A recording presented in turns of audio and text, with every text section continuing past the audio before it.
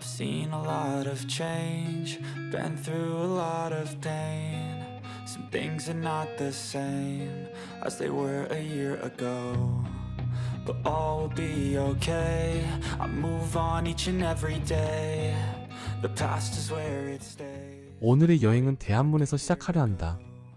다른 궁궐은 산을 끼고 있는데 반해 이곳 덕수궁은 궁의 권역도 다른 궁에 비해 좁고 도심의 한복판에 위치하고 있다. 다른 궁궐들은 계획을 세우고 건설하였지만 이곳 덕수궁은 예기치 못한 사건으로 인해 준비되지 못한 채로 궁궐이 되었기 때문이다. 430년 전으로 거슬러 올라가서 덕수궁이 조선의 역사 전면에 처음 모습을 드러낸 것은 임진왜란을 통해서다. 1592년 조선을 침략한 일본군에 밀려 한양을 내주었던 조선의 14대 임금 선조. 한양에 다시 돌아왔을 때 궁궐이 소실돼 마땅히 거처할 곳이 없었다. 결국 성종의 형 월산대군의 개인저택을 임시 궁궐로 사용하게 됐고, 두 번째로는 명성황후가 시해된 을미사변 이후 신변의 위협을 느낀 고종이 아간 파천 이후 경복궁으로 돌아가지 않고 이곳으로 들어오면서 궁궐로 사용하게 된다. 임진왜란이나 을미사변 모두 일본에 의해 일어난 사건이니 우리 근대사에서 떼어놓을 수 없는 일본과 대한제국을 이해하는 데 있어서 덕수궁을 돌아보며 알아보는 것이 좋을 것 같다는 생각이 든다. 덕수궁이라는 이름은 그리 오래되지 않았다. 선조가 월산대군 후손의 집을 임시로 사용하면서 정릉동 행궁이라 부르게 된다. 정릉동 행궁이 공식 궁궐로서 경운궁이 된 것은 광해군 3년이다. 광해군은 창덕궁과 창경궁을 짓고 창덕궁으로 옮겨가게 된다. 그리고 정릉동 행궁을 경운궁으로 이름 짓는다.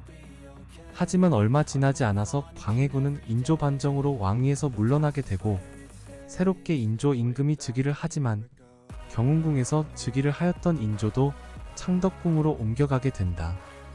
그러면서 경운궁은 주인을 잃은 텅 빈 궁궐이 되어버리고 만다. 그 세월이 무려 270여 년간 지속된다. 그리고 러시아 공사관으로 피신했던 고종이 1년 후 경복궁이 아닌 경운궁을 선택하며 궁궐로서 사용하게 되었다. 을사늑약과 헤이그 특사 사건으로 고종이 강제 퇴위를 하게 되고 창덕궁으로 옮겨가게 된 순종이 아버지 고종이 덕을 누리며 건강하게 오래 사시라는 마음을 담아서 덕수라는 이름을 지어 올린다. 그때부터 덕수궁이라는 이름으로 불리게 되었고 현재까지도 사용되고 있다.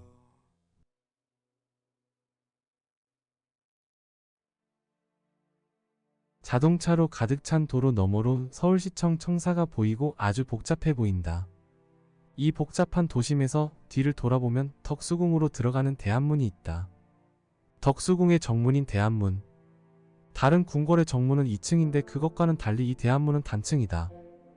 이름도 경복궁이 광화문, 창덕궁이 도나문, 창경궁이 홍화문, 또 경희궁이 흥화문 이렇게 화자 돌림인데 반해서 대한문은 혼자서 화자가 아닌 대한문이다.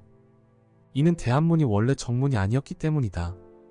덕수궁의 원래 정문은 덕수궁의 남쪽에 있었던 인하문이었다. 지금의 덕수궁 돌담길에 해당하는 방향이 있었다. 그러나 그 앞이 좁고 또 민가들이 있어서 사용하기에 조금 불편했다. 그런 데다가 대한문 앞으로 새로 도로를 만들고 자연스럽게 동쪽에 있는 대한문을 더 자주 이용하게 된다. 그리고 인하문이 없어지고 대한문이 정문으로 자리매김된 것이다. 대한문이라는 이름은 대한문에서 바뀐 것이다. 대한이라는 이름은 큰 하늘, 즉 한양이 창대해진다 라는 의미이다. 대한이라는 이름으로 바꾼 시기가 을사늑약이 체결된 이후인 1906년이다. 고종 황제는 정문 이름을 대한이라는 이름으로 바꾸면서 어쩌면 위태로운 나라의 새로운 비전과 희망을 이 이름에 담았을 것이다.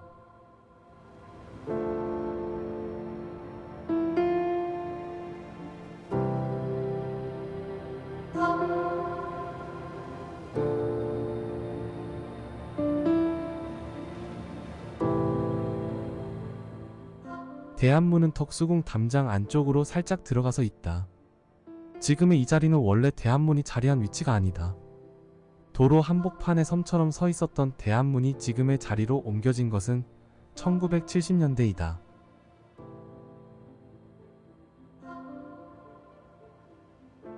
이 서수는 지금 대한문 앞에 자리한 서수이다.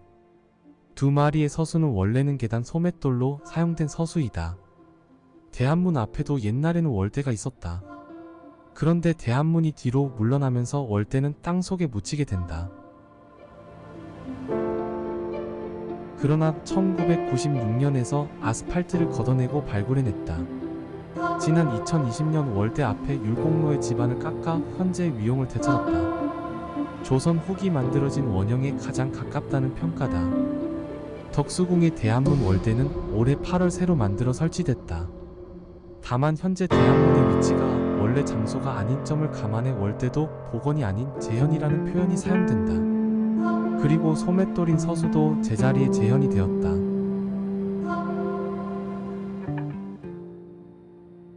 대한문을 들어서면 만나게 되는 특별한 것, 하마비이다. 대소인원 개하마. 이 내용은 신분에 높고 낮음에 관계없이 이곳에 이르러서는 모두 탈 것에서 내려라 라는 뜻이다. 그런데 말에서 내려야 하는 곳은 궁궐 밖이다. 원래는 이 하마비가 정문 앞에 자리에 있어야 하나 지금은 이렇게 궁궐 안으로 자리에 있다. 하마비 옆으로 보이는 것이 금천교이다. 금천은 임금이 사는 신성한 공간과 백성이 사는 공간을 가르는 역할을 한다. 또한 사사로운 마음을 흐르는 물에 흘려보내고 깨끗한 마음으로 정치를 하라는 상징적인 의미도 담겨 있다. 금천교 모서리에 세워져 있는 기둥에도 문양이 장식되어 있는데 연꽃 봉우리이다. 다른 궁궐에서 보는 동물 모양이 아니다. 이 연꽃은 유교 사회에서는 군자를 상징한다. 맑고 깨끗하게 물 위에 피어서 물결이 흔들려도 늠름하게 그대로 자태를 지키고 있다. 또한 연꽃 속은 비어있지만 줄기는 곱게 뻗어 있다. 이러한 모습이 군자의 청빈함과 그 고고함에 비유되어 왔고, 그래서 금천교 엄지기둥에 이 연꽃 봉우리를 장식한 이유이다. 금천교를 지나서 황제를 만나러 가는 사람들에게 군자의 청빈함과 고고함을 요구하고 있는 것이다. 하지만 지금의 금천은 완전한 모습이 아니다. 금천의 끝이 막혀 있다.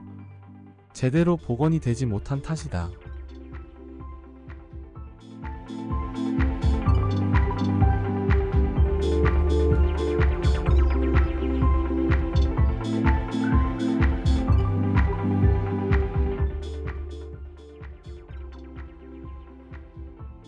중화문은 저 안쪽에 보이는 중화전으로 들어가는 정문이다.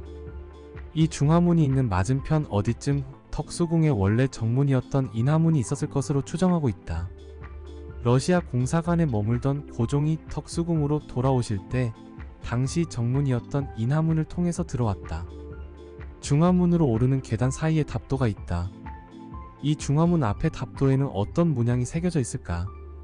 문양이 잘 안 보이지만 자세히 들여다보면 끝에 이 용꼬리를 확인할 수 있다. 그래서 이 중화문 앞에 답도에는 용 문양이 새겨져 있다 라는 걸 알 수가 있다. 이곳 답도의 문양은 용 문양인데 다른 궁궐의 답도에는 봉황이 새겨져 있다. 창덕궁도 경복궁도 그리고 창경궁도 다 답도의 문양이 봉황이다. 하지만 덕수궁은 황제궁답게 이 답도에 용의 문양을 새겨서 황제궁의 위상을 세웠음을 우리가 확인할 수 있다. 답도 좌우에는 이렇게 소맷돌이 장식되어 있다. 보시면 대한문에서 만났던 소맷돌 서수랑 비슷하게 생겼다. 그런데 자세히 보면 좀 생김새가 다른데 여기는 전체적으로 대한문 앞에 있는 소맷돌 서수보다는 둥글둥글한 편이다. 대한문 앞에 있는 서수보다는 이빨도 좀 더 가지런하게 새겨져 있다. 이 소맷돌 서수의 표정도 여기 오시면 한번 살펴보시면 좋겠다. 중화문 좌우는 원래 행각으로 되어 있어야 한다. 하지만 그 자리에는 이렇게 나무들만이 자리하고 있다. 행각의 흔적은 동쪽 끝에 자리한 이곳이다. 마치 하나의 독립된 건물처럼 자리에 있어서 원래 용도가 무엇이었는지 그래서 가늠하기가 어렵게 되어 있다. 중화전은 덕수궁의 정전이다. 정전은 왕의 즉위식과 책봉례 그리고 외국의 사신 접견, 조회 등 나라의 중요한 의식이 행해지던 곳이다. 중화전으로 가는 이 길이 3도이다. 가운데 높이가 있는 길은 임금이 다니시는 어도에 해당이 되고 동쪽 길은 문관이 서쪽 길은 무관이 다니는 길이었다. 3도의 좌우로는 품계석이 있는데 정일품에서 정구품까지 양쪽의 신하들의 자리를 표시하였다. 이 역시 동쪽에는 문관이 서고 서쪽에는 무관이 서게 되어 있다. 그래서 동반과 서반이라 해서 양반이라고 부른다. 정전인 중화전의 사각형 마당을 조정이라고 한다. 사극에서 흔히 하는 대사인 조정 대신들은 들으라 하는 조정이 이곳 정전의 마당이다. 조정 마당에 깔려있는 돌은 팍석이라고 하는데 매끈하게 다듬지 않고 울퉁불퉁하다. 여기에도 과학적인 이유가 있다. 매끈하지 않은 표면 때문에 뜨거운 햇살이 직접 반사가 되지 않아서 한여름 뙤약볕에도 견딜 수가 있고, 비가 와서 젖은 바닥을 밟아도 가죽신을 신은 대신들이 미끄럽지 않게 걸을 수 있도록 하는 이유에서 거칠게 다듬었다 한다. 풍계석의 정사품과 종산품 사이에는 특별한 박석이 하나 있다. 바로 구멍이 뚫려 있는 박석이다. 이 박석의 밑에는 물길이 있는데 덕수궁 초기에 금천이 이곳에 있었을 것으로 보고 있다. 중화전은 나중에 들어선 건물이다. 그래서 원래 있던 금천은 이 밑으로 감추어진 것이다. 그런데 덕수궁의 정전은 중화전 말고 하나가 더 있다. 바로 석조전이다. 그리고 덧붙여 이야기하자면 중화전은 덕수궁의 두 번째 정전이다. 그에 대한 이야기는 다음 편 영상에서 대한제국을 꿈꾸었던 고종의 행보와 그리고 좌절을 이야기하며 소개하기로 한다. 영상이 유익하셨다면 구독과 좋아요 부탁드립니다. 감사합니다. As you fade away